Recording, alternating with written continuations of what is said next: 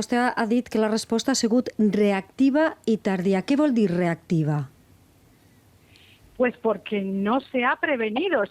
Para ser preventiva, la consellera tendría que haberse reunido en el SECOPI con todos los expertos y técnicos de emergencias el día anterior, porque si tú tienes el día anterior a la EMET de la Comunidad Valenciana, que forma parte del SECOPI, diciendo que viene una gota fría y que mañana y pasado van a ser los peores días, de lluvias intensas, extensas y generalizadas. No se ha prevenido porque ese día, el día anterior, es cuando tendría que haber habido un mensaje político recomendando a la población evitar movimientos innecesarios.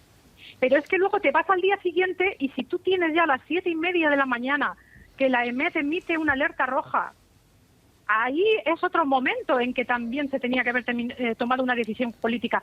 Si después a las 11:50 la conferencia hidrográfica ya te está diciendo que hay desbordes y crecidas y a las 12:10 la EMET Comunidad Valenciana que hay que alejarse de ríos y barrancos, ¿cómo puede ser que la alerta precaviendo de esto llegue a las 8:11?